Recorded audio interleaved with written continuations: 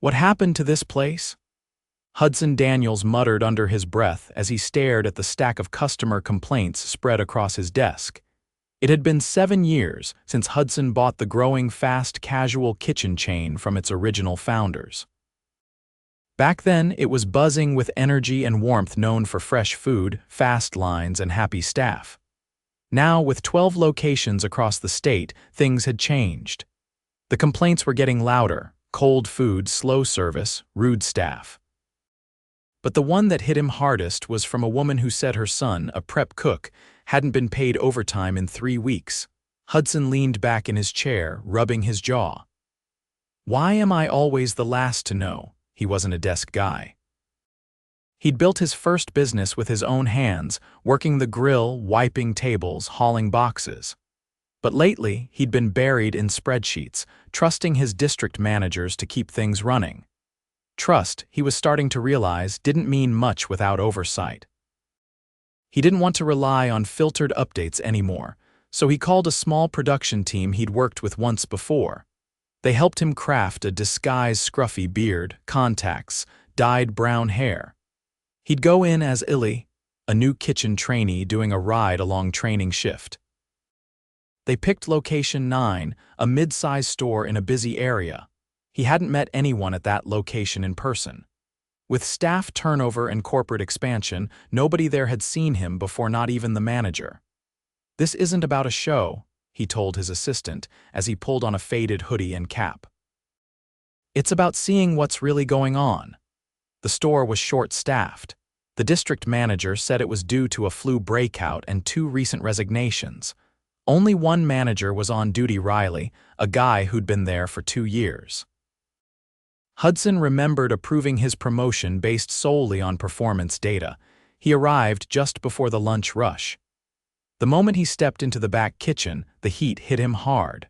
Ovens fired, pans sizzled, and the air reeked of stress. "You Illy?" a short woman with a sharp bob and tattoos down her arms asked, not looking up from the cutting board. "I'm Frankie. You're stuck with me today." Frankie moved fast and didn't talk much. She was slicing chicken like a machine, checking the line, restocking sauces. No apron, just flour-dusted jeans and a faded band shirt. Hudson struggled to keep up. His hands weren't as fast anymore. He fumbled with the prep trays, dropped a container of lettuce, and got a few annoyed looks. "You ever worked in a kitchen before?" asked a tall, wiry guy at the grill station. His name tag read Trey. "Years ago," Hudson said, keeping his voice low. "Trying to get back into it." "Good luck," Trey muttered, turning back to the flames. The kitchen was chaos. Orders printed non-stop. The manager, Riley, was nowhere to be seen. Frankie held everything together, shouting to the front, handling the apps, prepping, and even cleaning up after the others. Then it happened. It was around 1:30. Hudson was rinsing lettuce when he heard a loud clang behind him. "SHT, SHT, SHT," someone shouted. He turned around and saw a younger guy, probably 19 or 20, holding his wrist. Steam rose from the skillet he dropped. His skin looked red and raw. "Back lines down," someone yelled. The injured cook name tag said Leo, backed into the wall, eyes wide, breathing fast. "It burns." Can someone?" Frankie dropped her knife. "Where's the first aid?" But before she could move, Riley finally appeared from the break room, phone in hand, chewing gum. "What's the drama?" he asked, glancing at Leo. "He got burned. Look at his wrist," Frankie shouted. Riley barely blinked. "Run it under water. We're slammed."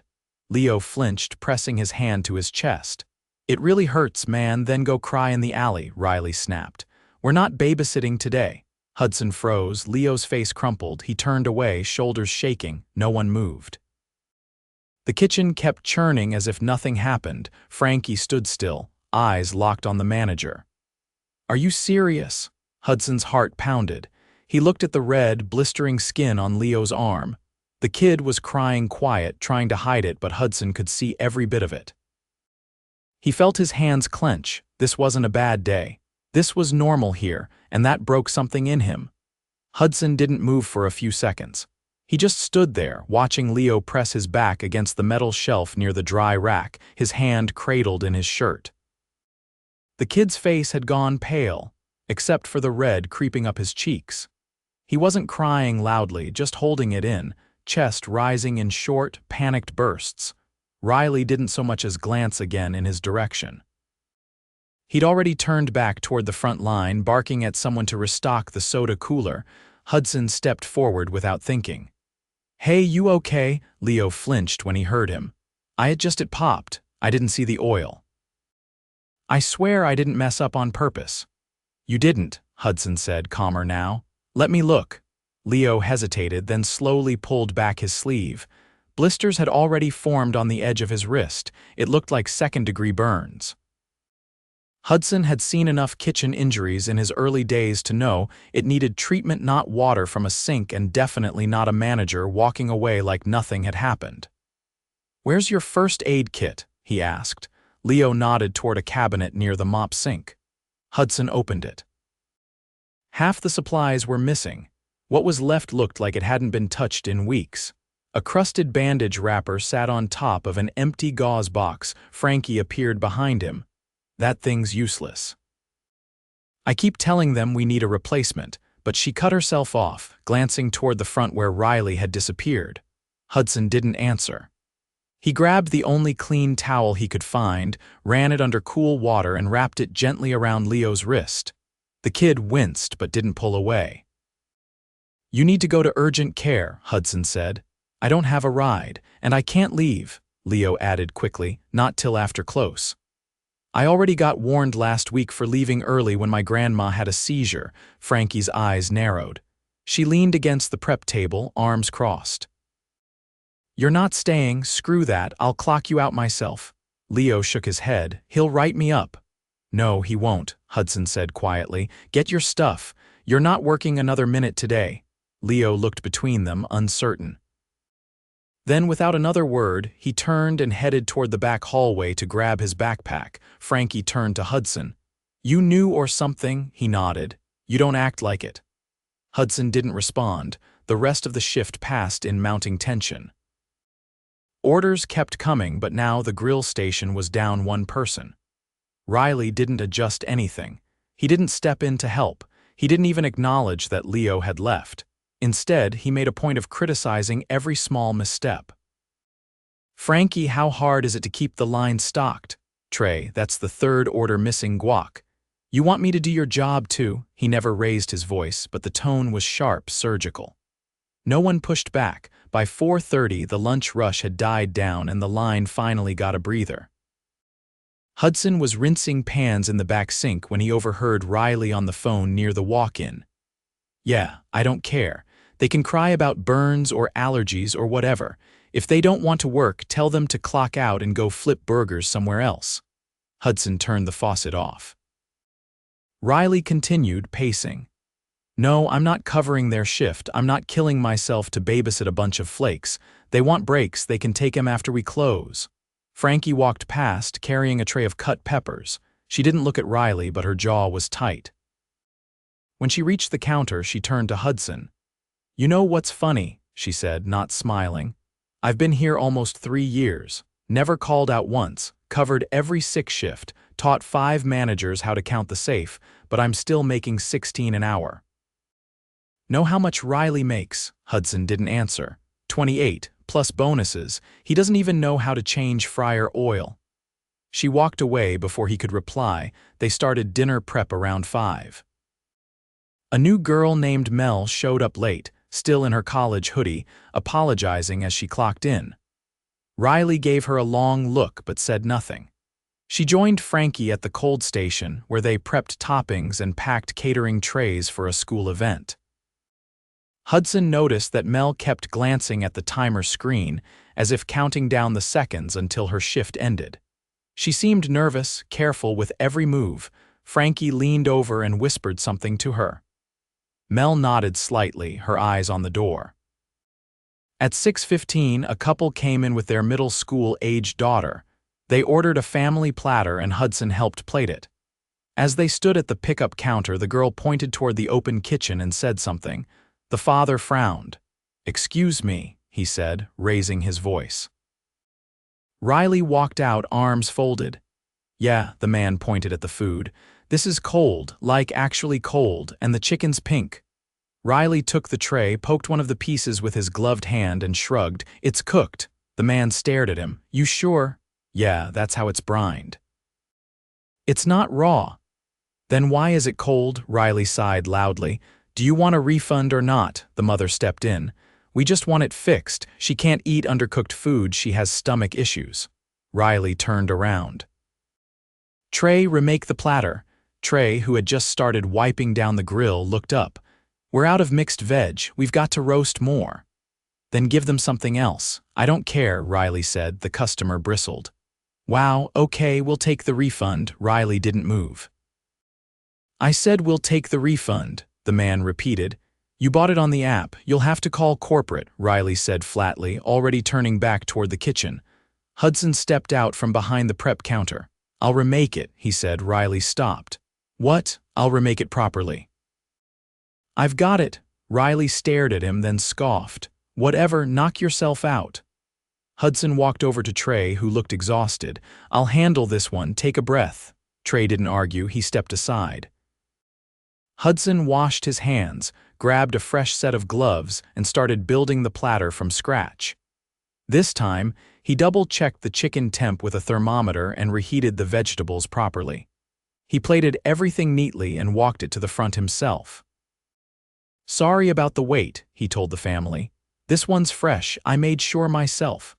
The man nodded, surprised. Thanks. They took the food and left. When Hudson turned around, Riley was staring at him with narrowed eyes. Who are you again? He asked. Hudson met his gaze. Just filling in. Riley didn't say anything, just walked into the back and slammed the cooler door behind him. A few minutes later, as the team cleaned up, Mel approached Hudson at the dish pit where he was rinsing down the cutting boards. Thanks for earlier, she said softly. He looked over.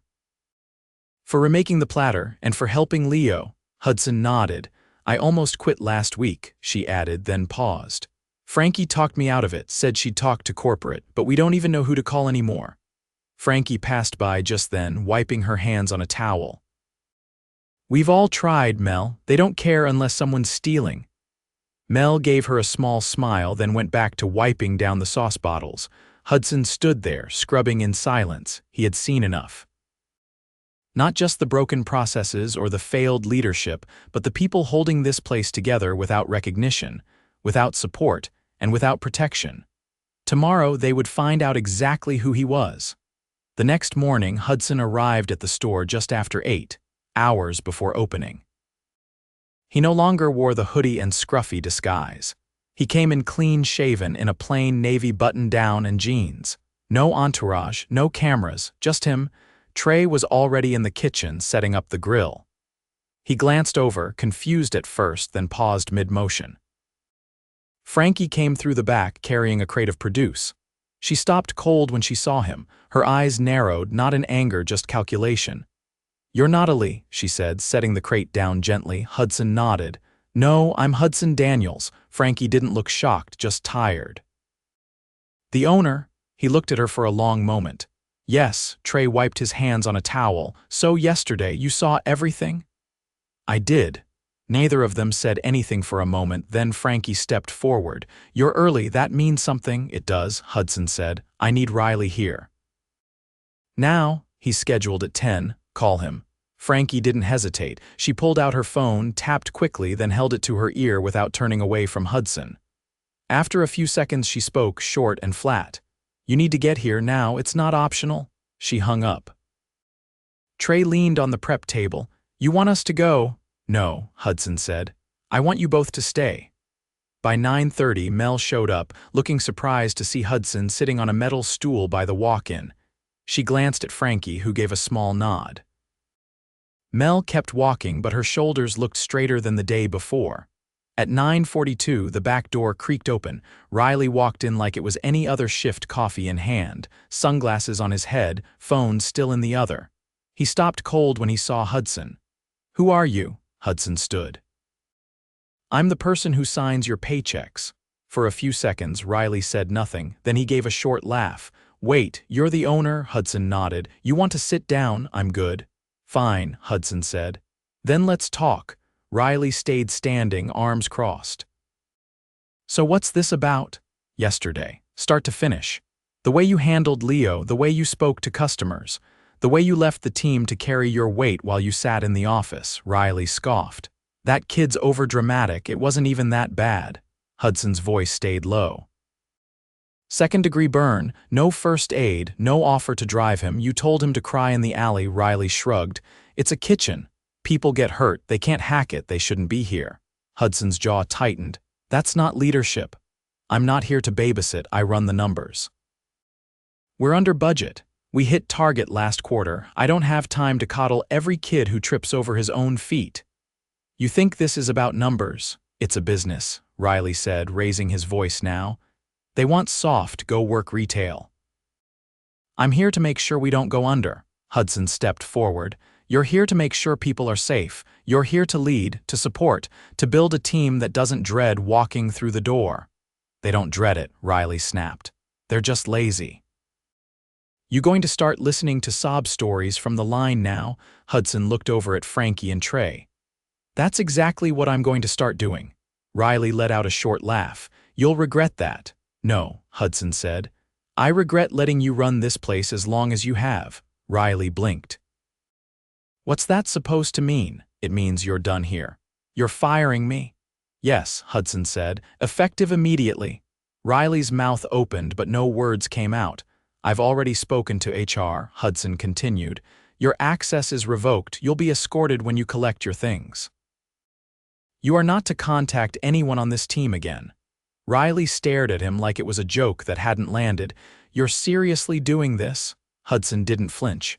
Go. Riley looked around like someone might back him up. No one spoke. Finally, he scoffed and walked out, muttering something under his breath. The door slammed behind him. Hudson exhaled once, then turned to the others. Frankie stepped forward. You didn't ask for his side. I watched his side for 10 hours. That was enough. Trey leaned on the counter again. So what now? Hudson looked between them. Now we clean up the mess. He stayed the rest of the day. He didn't hover, didn't bark orders. He just worked on the line in the cooler, helping with inventory. At one point, he and Trey rebuilt the broken prep station shelf that had been duct-taped for weeks. Mel stayed late to help Frankie relabel the sauce bins. No one asked her to. At 4, Leo walked in, his wrist wrapped in clean gauze. He looked surprised to see Hudson in a kitchen apron.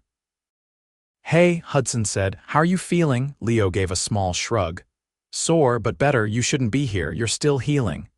I know, I just wanted to check. Hudson nodded. You need anything, you call me directly. Leo looked stunned.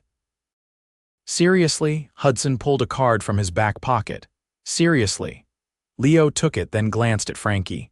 Did you tell him? She didn't have to, Hudson said. I saw enough. Leo nodded slowly, then left. At closing, the team gathered at the back table. Hudson stood at the end. I owe you more than an apology, he said. I let this place drift. I trusted the wrong people, and you paid the price for it. Frankie crossed her arms. So what's going to change? Everything, Hudson said. Starting with leadership, I'm appointing a temporary GM to stabilize things. We'll hire an experienced manager who knows how to lead without fear. Who's the temp? Mel asked. Hudson looked at Frankie. If you want it, it's yours. Frankie blinked. You serious? You've earned it. She didn't smile, just nodded once. Pay adjustments are coming, Hudson continued. We're doing a full wage audit across all stores. Overtime will be tracked automatically. No more hoping managers file it right. Trey raised an eyebrow. And the store itself? We're replacing whatever's broken. That includes equipment, furniture, and policy.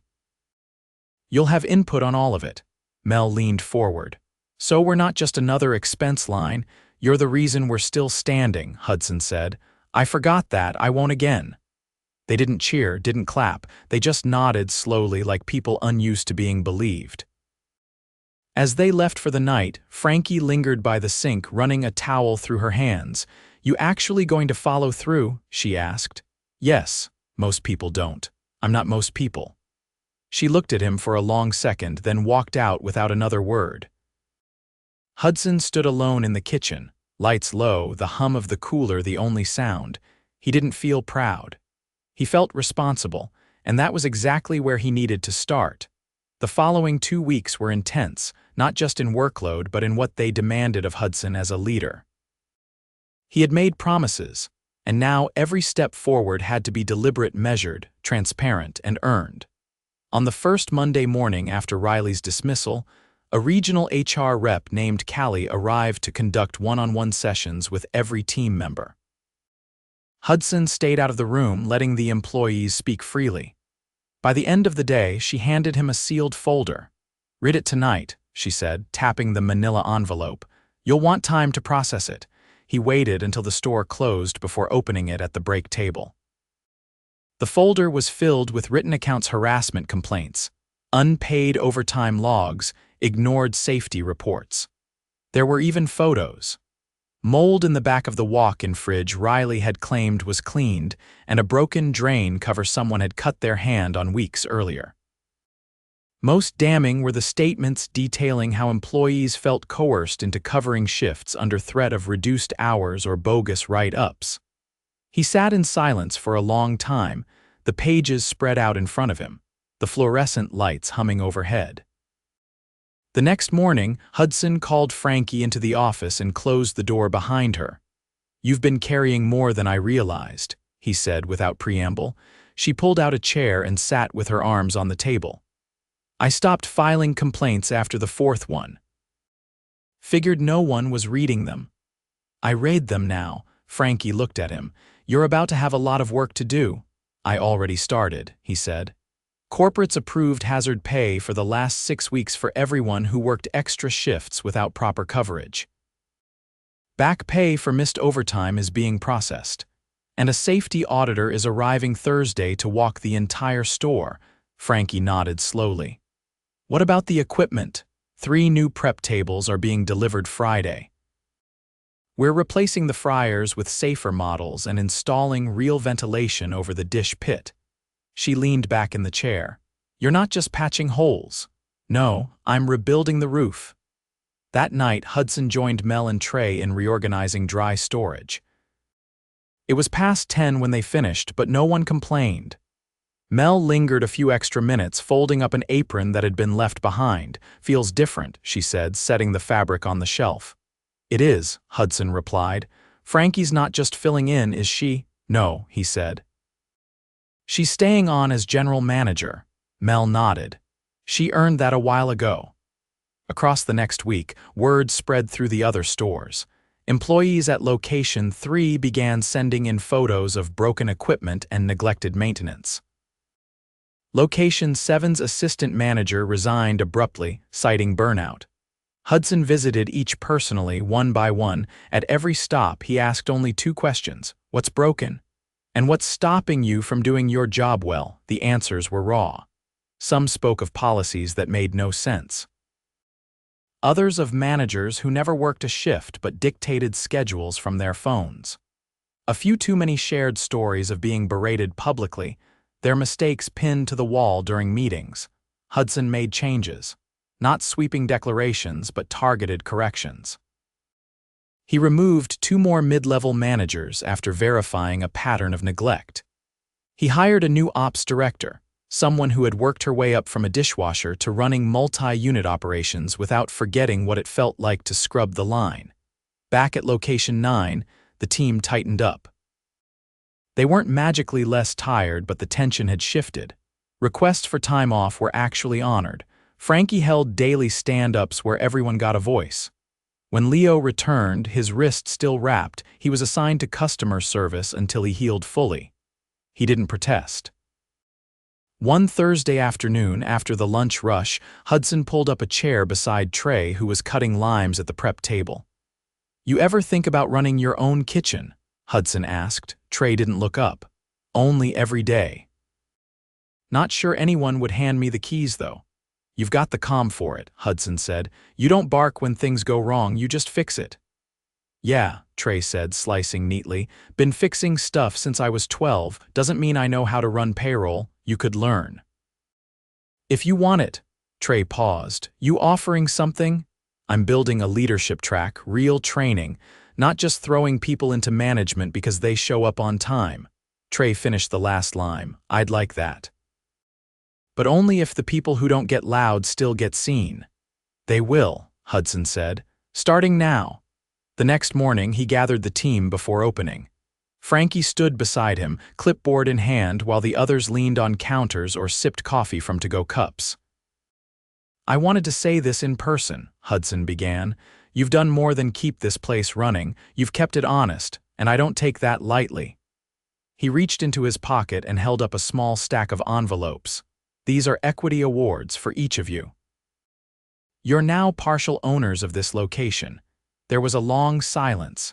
Then Mel whispered, "Wait, what?" Hudson handed her the first envelope. "You'll get quarterly statements starting next month. If this store does well, you benefit directly. No games." No fine print. Frankie stared at the envelope in her hand. "You're serious?" "I am. This place thrives when you do." Trey unfolded his envelope. His eyebrows lifted just slightly, then he folded it again, tucking it into his back pocket. "I've worked a lot of kitchens," he said. "Never seen anything like that." "You earned it," Hudson replied. Leo stood near the back, quietly holding his envelope. "What if we mess up?" Hudson looked at him. "Then we fix it together." They went into the lunch rush with something new under their feet, not just ownership, but trust. The line moved smoother, not because they were faster, but because they moved like people who believed the effort mattered. That afternoon, Hudson sat alone in the back office, going through vendor contracts. A soft knock came at the door. Frankie stepped in. "You got a minute, always," he said. She closed the door behind her and sat across from him. "I wanted to ask you something," she said. "Why now? Why not a year ago?" Hudson didn't answer immediately. "Because I got comfortable," he said finally. "I thought success meant stepping back. Letting the numbers do the talking. But numbers don't cry in walk-ins or carry double shifts or patch up burns with paper towels." Frankie nodded once. "Well, you're here now." He looked up. "You planning to stick around?" She gave a small half-laugh. "Yeah. I think I am." He leaned back in the chair. "Good." As the sun dipped behind the windows, the kitchen buzzed again, voices rising, timers beeping, knives against cutting boards. The place wasn't perfect, not yet. Repairs still needed finishing. The team still had gaps to fill. But something had shifted from survival to ownership, from silence to voice. Hudson stood and opened the door, the sounds of the kitchen spilling in. And this time he didn't watch from the doorway. He stepped back into the line, apron tied, ready to work.